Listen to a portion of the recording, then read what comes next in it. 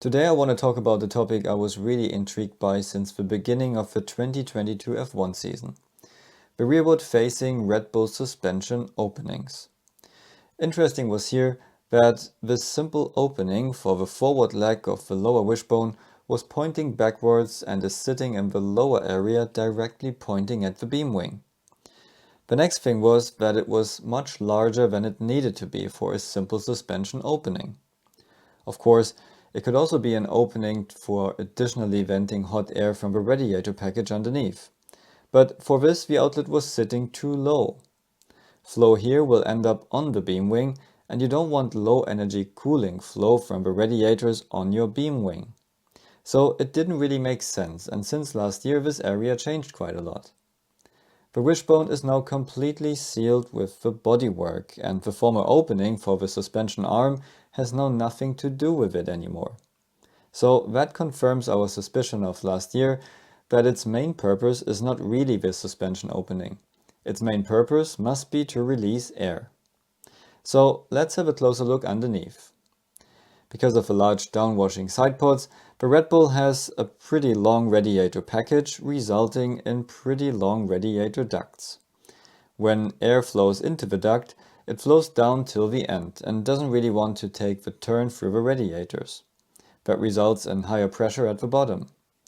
Because of the order you mount these radiators here, and with the help of turning vanes behind the radiator nets, you can influence the resistance and reach an even flow through all radiators. So you have high energy, high pressure air at this location, which is pretty much at the start of the engine. Then you have an outlet in the crucial area pointing at the beam wing. And this is pretty much at the end of the engine. So teams try very hard to get undisrupted high energy air to the lower center of the car, to the beam wing, which then increases the diffuser's performance. And you want that air in every situation, under braking, acceleration, and in all types of corners, just maybe not on the straights. Some teams try that with water slides or higher side pod walls. But what if you could just guide air through the side pod and directly towards the beam wing? What if your side pod inlets, which catch enough air in every situation under every yaw angle because of their high center position, what if a part of this air in the radiator duct is guided along the engine and straight through the side pod to an outlet at the back in the crucial area? The great thing about such a solution is that you always catch clean air, and you can reliably guide it to the most important area at the back. So let's have a look at what we see underneath the cover.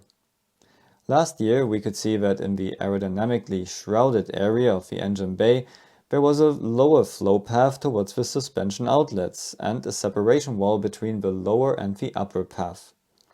The idea would have been that if air is being guided from the radiator duct, it would flow on the lower level to the suspension outlet and the cooling losses above. Great about this solution is, in full Adrian Newey style, you could always argue it's just a weirdly shaped suspension opening.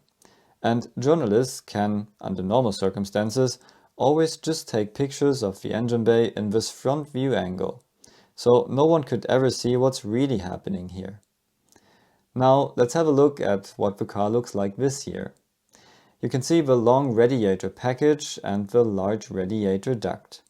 Because the radiators are lying there in such a flat angle, there's something like a back wall of the duct. We see the lower suspension leg, the upper separation wall, and note this beige part. Now in the next picture we can see that underneath this beige part is something like an air duct that ends right above the lower suspension arm.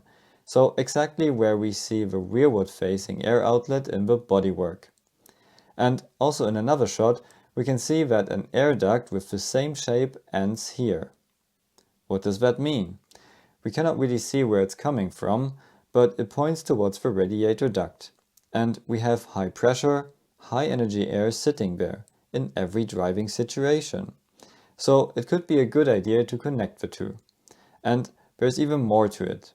Since between them are the hot exhaust primaries of the engine, I could use a fraction of their heat to increase the temperature of this flow. Increasing temperature decreases density, which means higher volume flow for the same mass flow. So what does that all mean and what are we looking at? It looks like that our suspicions of last year were not too far away from reality, and Red Bull developed this system even further. It looks like they developed a system to use their side pod inlets and radiator duct to collect high energy air and channel it through the side pod to the crucial lower area at the back. Advantage of the system is that you always get clean air here, in every condition, and you don't need to guide air around the side pod like the others. You guide air through it. You can create a strong jet towards the beam wing, which increases rear downforce in every situation. And the whole system is not very obvious, and because of all the hose and pipes down there, hard to identify. Of course, bleeding air from the radiator duct also means less cooling flow, but the high efficiency level of today's engines could allow for this, to a certain extent. So, what do you think? Is Red Bull using flow through their side pod to produce more downforce at the rear?